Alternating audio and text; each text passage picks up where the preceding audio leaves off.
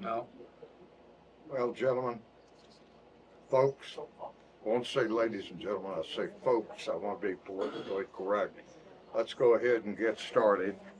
Give the sound. We're going to begin with a special meeting. Today is October 16, 2025.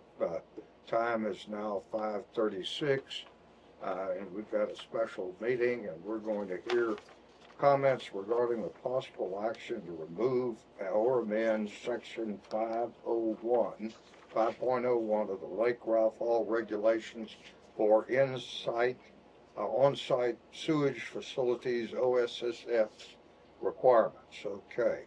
And I believe we've got Ms. Hopkins. Are you going to speak on this issue?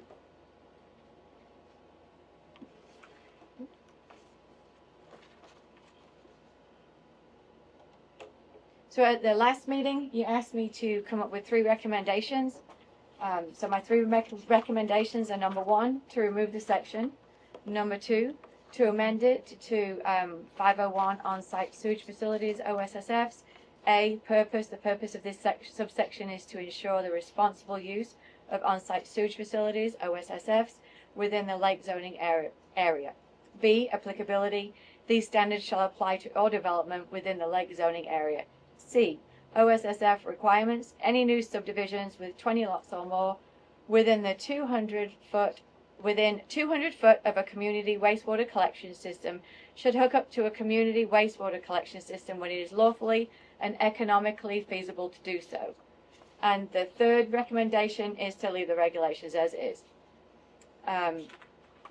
The summary of why I'm making these recommendations is because I can find no evidence that this regulation was ever discussed with any representative of Fannin County or the Lake Ralph Hall Zoning Board before being added to the Lake Ralph Hall regulations. Fannin County is not in a position to build a wastewater collection system or a centralized sewage system. Upper Trinity claims that they require this for the reduction of phosphorus and nitrogen that causes algae bloom. A centralized sewage system that has direct dispersal into the lakes does not allow for filtration via vegetation. Phosphorus and nitrogen are absorbed by vegetation. This is why sewage effluent contributes to the growth of algae. Lake size. Upper Trinity claims that Lake Ralph Hall will be more susceptible to algae bloom due to its size, and that the lake will not be viable for 25 years as a drinking water supply. Upper Trinity suggested that they have no faith in the Fannin County to monitor the OSSFs, so wish to have the sewage regulated by TCEQ only. I would like people to take note that Bodoc Lake is 16,000 acres. I got a typo on my. Is it 16,000 or 16? 16,000. 16,000 acres. Okay. Lake Ralph Hall is 7,000. And we also have Lake Bonham in Fannin County that is 1,020 acres. I would like to point out Bonham Lake is clearly smaller than Lake Ralph Hall, is successfully monitored by Fannin County. Bonham Lake is still supplying drinking water after 56 years. Bonham Lake was built in 1969. All of the lots are serviced by OSSF. There is no centralized sewage system. The lots are considerably smaller than the proposed Lake Ralph Hall is considerably smaller. Bonham Lake is considerably smaller than Lake Ralph Hall. Around Bonham Lake, there is a higher density due to many lot sizes being less than 1 acre. Lakefront lots go all the way down to the shoreline. Bonham Lake several years ago had many houses with no septic. Sewage was being directly dispersed into the lake. Enforcement of the OSSS was performed by the Fannin County Environmental Department, and as of April 2025, Lake Bonham just won a national award recognizing in well-kept camping grounds, great fishing, and overall tranquility. The regulation as it stands requires a centralized sewage system, and a package plant is not considered a centralized sewage system. On one of the previous meetings, one of Upper Trinity's engineers actually gave me a number to call to look into centralized sewage systems. This was recommended by an engineer that was brought here by Upper Trinity. But package plants are not allowed as far as the regulations go right now because they are not a centralized sewage system.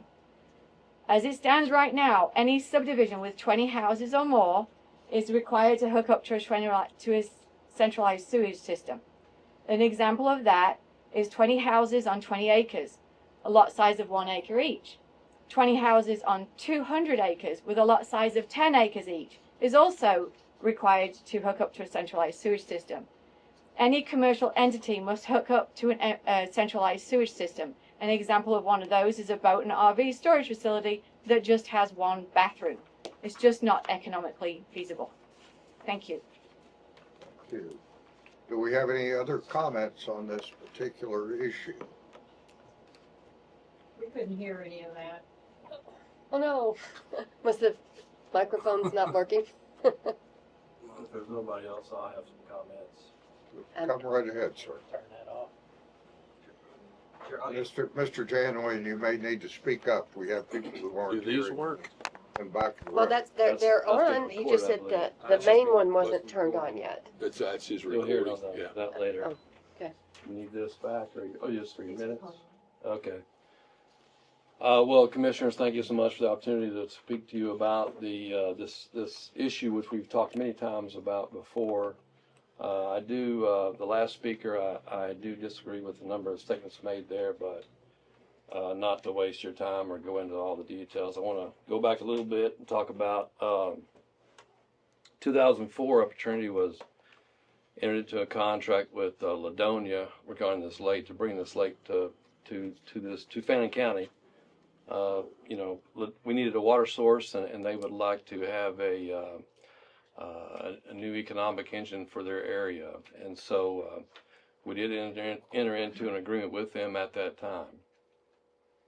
A few years later, in 2009, Upper Trinity and the county entered into a contract, and that contract still stands today. That contract addressed a number of issues.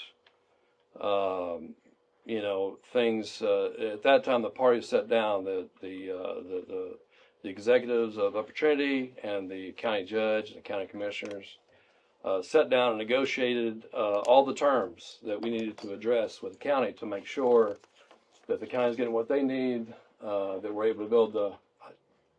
You said 2009, wasn't it 2008? I have the contract. That's why. Excuse me, 2008 or 9. I'm sorry. I think you're right. Maybe it's February. No, it's the 24th day of March 2008. I just wanted clarity. Thank you. I appreciate the correction there. Good. I should know that. I mean, this contract's been around a while. Because I've got the contract for Sure. everybody. Thank you. Good.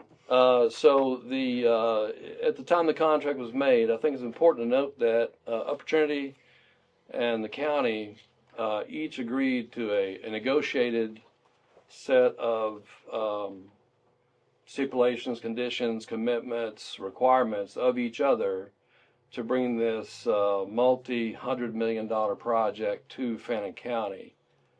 Yes, Upper Trinity will receive water for its customers in Denton County. Yes, Fannin County will receive water, or eligible to receive water, 5% of, I think, the firm yields the actual term in the contract for use in this area in the Sulphur River Basin of Fannin County. That is a water source that you have. There were some other things in the contract that were called for, and there's a number of points there, and I haven't read it as recently as you have probably. And those terms centered around Upper Trinity was going to pay some taxes in lieu of over a period of 10 years once we reached a certain amount of land we acquired.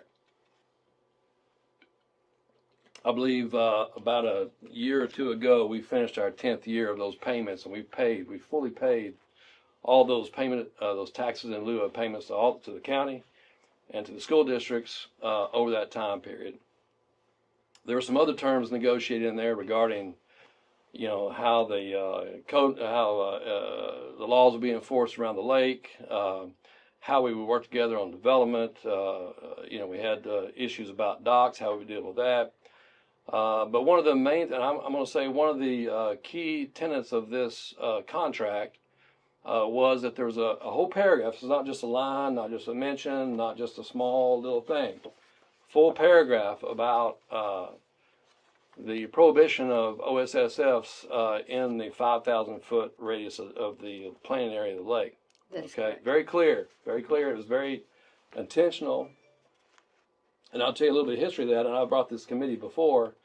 I've brought to you a number of examples, and I'm realizing, and I wasn't, of course, here at the time, but I'm looking now to see the timing, that there was 2 cases down in front of TCEQ at that time, or in that rough same time frame.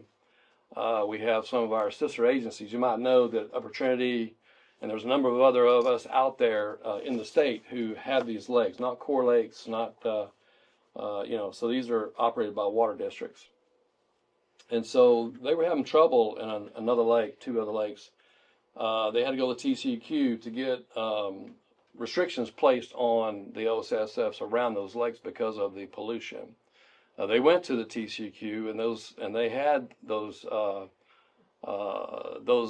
restrictions put in place where they were not allowed to, and they weren't able to go all the way to say you need to retrofit all your subdivisions back into centralized collection. But they were able to get it restricted so they had no aerial spray of their effluent.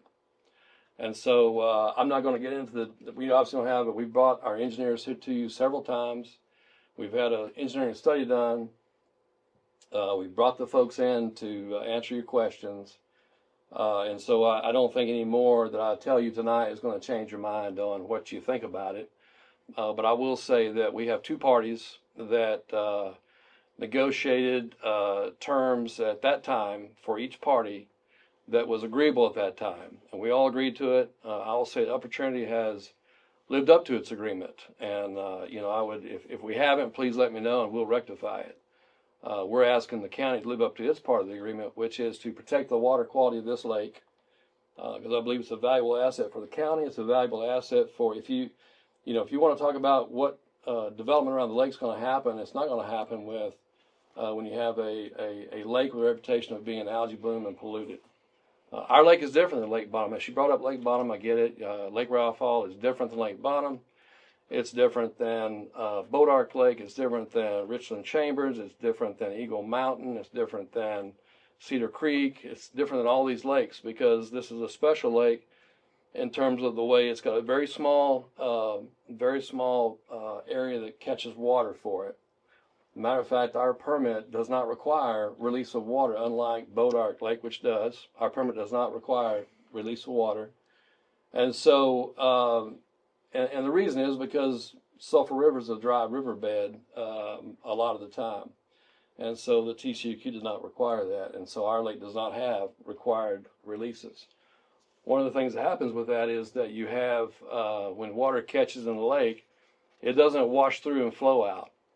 It stays there, unlike Lake Boat Ark and other lakes. And I don't know details about their lakes, how they operate, but I will say we are definitely different than those lakes because they have a different, and we don't have we don't have all the engineers here tonight. We don't have all the scientists here tonight. But we did bring all those folks here to demonstrate the negative effect. And I think the issue here to remember is that it's a fine line between having a lake that's in good shape, and it'll be in good shape for a long time. And it'll take a long time for this to have an effect.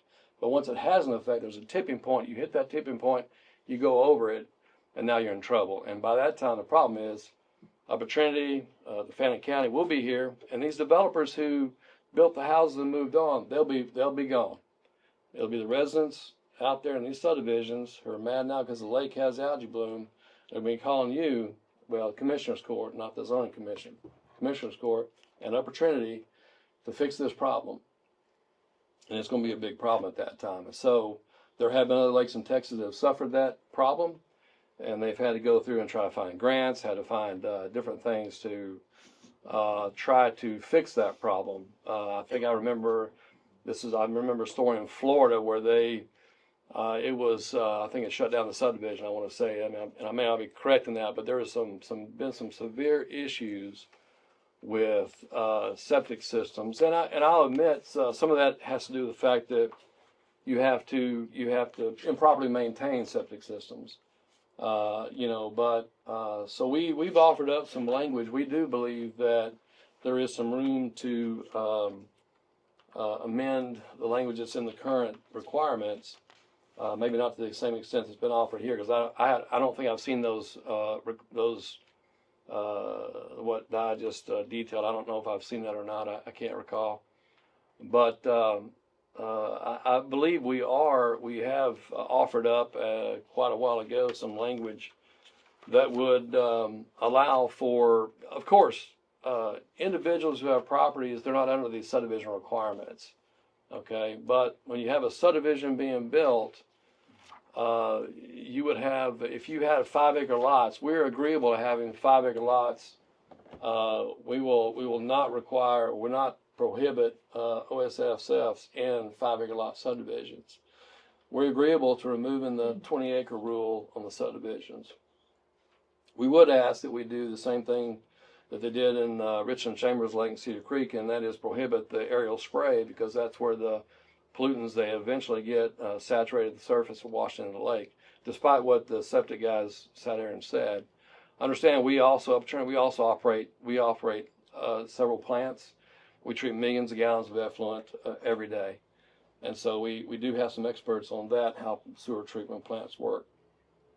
So, and we have folks on our staff and that have been in some of the biggest cities and departments around as far as sewer treatment, water sources, those sorts of things. And so they're speaking from experience, not me necessarily, but they are. And so I'm going to rely on our forefathers that were here before we were here. And I'm going to rely on the deal that was made back in the day in 2008. Thank you for the date. To bring this lake to fruition in this county, and I hope that we want to be good partners with the county. We want to get along. We want to be hand in hand with you guys to do the right thing. But understand, we will also go to the mat on protecting water quality. And that's a fact, and we will go to the mat on that one. And so we would respectfully ask that we not delete the chapter out of the requirements, and that we would instead we would support the changes we offered up to you. And with that, again, I'm not here to convince you one way or another, but I do want to put on the record, you probably have your mind made up, but we are pretty strong in our desire to protect the water quality. And then, of course, we're going to be reasonable to help. One of the goals, obviously, when we came with the contract, we're going to make reasonable accommodation for development. And I think you'll have a very valuable lake, a very valuable development. Your tax revenues go up. It won't happen overnight, but it will happen. And I know that working with developers, they will do as little or as much as you ask them to do. I watched a Home Depot being built over in the Metroplex, and Home Depot has orange. Everybody familiar with that? And they wanted to build a Home Depot in this little town over there, and they said, well, we're going to put this Home Depot here. And the town says, well, we don't like that orange. We want it to be some other color. And they, well, we don't build Home Depots unless it's that color.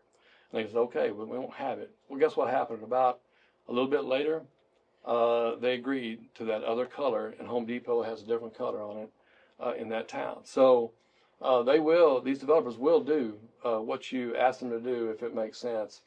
And remember also that in the regulations, you currently have the ability, if there is a demonstration that it's unfeasible and it's allowed in a contract, if there's some reason why they cannot comply with that sewage collection requirement, you have the ability for them to demonstrate that to you, and you could review the situation and say, we agree with you, you can't do it. And that's under your purview on that one. But if you strike that provision out of these regulations, they will not even make a plan to do it, and you will never see it, and you won't even have the chance to say yes or no on whether or not to require it or not. Another point I want to make is I believe that in the future, Ladonia will be expanding. They have a sewer plant, they have a water source. That's very important on development. And so those are things that I believe will bode well for Ladonia. And Ladonia is going to require these subdivisions to be on sewer system eventually.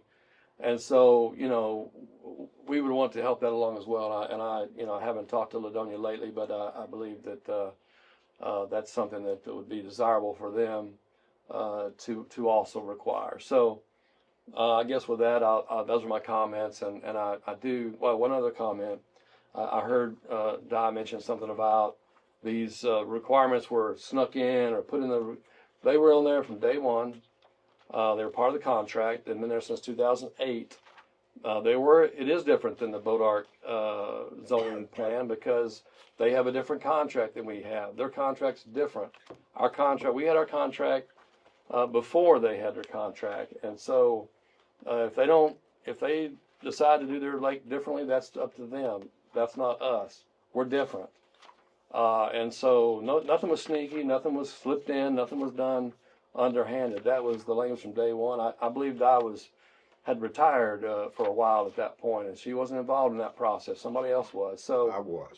Yes, sir. And it was there, and you can look back at the old the documents, and it was there. So it's always been there. And so with that, I don't want Upper Trinity wants to be a good partner with the county. We want to be a good partner with the zoning commission, with City of Ladonia. I believe you can ask the folks that we've dealt with, that we've dealt upright, we've dealt straightforward, and we've provided we're going to talk about the plan in a minute that we talked about. We promised to get it as best I could, and we had folks working weekends to get that done, and it's still a draft, so we'll talk about it in a minute. But anyway, so our position is we do not want to strike 501. We would offer an amendment to that, and we can present that to you at the time later in the agenda if that's appropriate. So with that, sir, Mr. Janeway, Mr. Chairman, may I have Mr. Janeway stay as we discuss more? Well, I think this is a public hearing at this point. Well, we're gonna be able to do it during the actual meeting. It's just public. This is just comments. Okay. Anybody else like to make comments on this particular topic? I've got a comment or two. I wish the city of Ladonia would have been here to stand up for themselves. Me too. I mean, that's a bad deal. They got more to gain from this than anybody in the piece of pie, and they don't want to show up and do what they're supposed to do. Whether it be the new members of the council, the old members of the council, they need to get their business straight so we can do our business, or we're going to do it for them. Yes, sir. Come up. Thank you. Please state your name and your address. I think I recognize you from somewhere. Somewhere. Thank you. My name is Jason Egan. I live at 11409 Highway 34 here in Ladonia. I'm not in the city limits, but I'm right there between here and the lake, and this impacts me just as much as any resident, just as you mentioned. I also am disappointed that we don't have representation from our city here that's, speaking up for the city. I don't represent the city. I'm just going to talk about my opinions, and hopefully they'll come across as helpful and positive. We've talked a lot about OSSF. That's why we're here today. We're talking about that section. This is what I'm going to talk about. I think is really important, and I think that it relates to it. And the reason we have these two meetings is so that we can have public comment, then we can take a pause, a breath. They're back to back, so it's just a second or two. But hopefully it will resonate with you, and that you might be able to consider some of these things as we talk, as you consider your decisions tonight. But I'm here as a resident of Ladonia who cares deeply about the future growth and sustainability of our community and the Lake Ralph Hall area. While the lake's water will primarily serve the Metroplex, it will still have a major impact here. Clean, well-managed water can attract visitors, recreation, and economic activity that could benefit our town if we plan responsibly from the start. That's why I'm concerned about allowing widespread on-site sewage systems, or OSSFs, without long-term plan for future sewer connections. When development happens outside city limits, which most of that will happen, all that will be out there, when it happens outside city limits on septic, those homes still rely on our roads and emergency services, but without contributing property tax revenue to maintain them.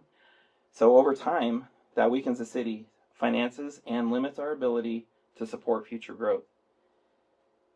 Some might say this is simply a City of Ladonia issue to solve later, but it's a much bigger issue than that. And we need the county's help, and we need Upper Trinity Water District's help now to ensure this area is set up for long-term success. When the city thrives, the county succeeds.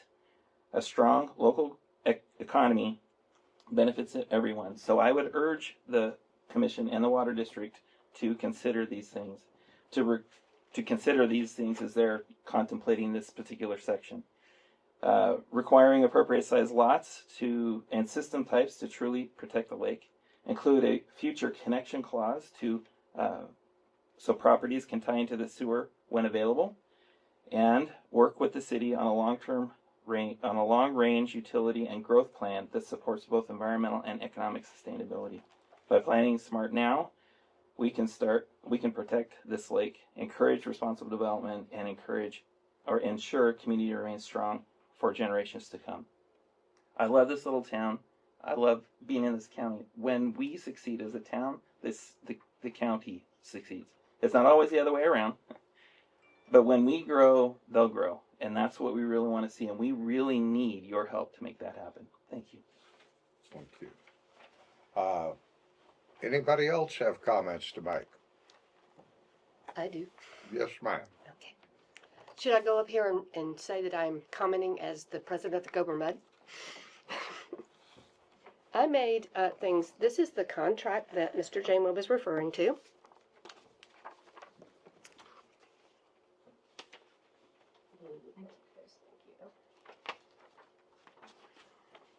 And on top of this contract, I did some research on the failing OSSFs and do I have sound when I get here? The whole system's off. Whole system's offline. I will try to speak up, and if it's okay, I'll kind of go this way so y'all can hear me better. I did some research, and I'm going to be honest with you. I really am supportive of Ladonia. They have a wastewater treatment plant, and as they expand their water and their wastewater. And I think that's wonderful because that is a long-range goal for all of us as we continue to grow. But right now, and I'm going to talk about these failing OSSFs that have been the concern of Opportunity and Mr. Janeway. These OSSFs are considered conventional OSSF or septic tank systems. They're the ones that are put in the ground, have runoff lines, drainage fields that they create, and there's no oversight. They get pumped out every 2 or 3 years. That's it. The only way you know one of those fails is when it fails. And yes, when it fails, it puts pollution and effluent into the system. Being proactive, Fannin County changed their regulations and, for the most part, require aerobic type systems. This is a system that does have the spray. They also have them in the drip and other forms, but they have a system that requires 3 times a year inspection, that have warning signals in them if it's starting to fail, so that we can avoid that problem. I know that Di mentioned Lake Bonham. The major problems there are being corrected by switching from the conventional systems to the aerobic systems. And the water in Lake Bonham is good quality water. Mr. Janeway says that they aren't required to do anything. However, their reservoir has, and I will take this directly, Lake Ralph Hall has a primary spillway and an emergency spillway to release excess water into the North Sulphur River. The primary spillway is designed to handle regular releases of water, while the emergency spillway is a backup for extreme water input into the lake. So they are just like the other ones. They do have to have spillways, they do have to have runoff, they do all the things. Yes, Sulphur River goes dry. We're aware of that. We live here. We know that we have drought conditions.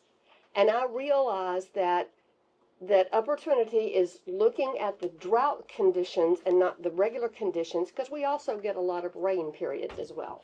In fact, we've been getting more rain here recently than we have before. So these failing OSSFs are the conventional type. The last one, the most recent one, I think, was 1977. Okay, that's the oldest, the newest that has failed. The OSF systems, with Fannin County being proactive and seeing that there would be a problem with those systems, has upgraded to something that is a good and well-maintained water purification system. When we have several of those conventional systems all over Fannin County. We have absolutely zero around the lake because there are none, except for the two that are in Upper Trinity's area. Now, I want to tell you, Mr. Janeway, I love everything you've done for us. And I agree with you. We need that buffer zone or that riparian area where there would be no OSSF systems. I agree with that. We need to do everything we can to protect the water. But I am not convinced that OSSFs are a danger. However, as I said before, Ladonia has wastewater and they have water.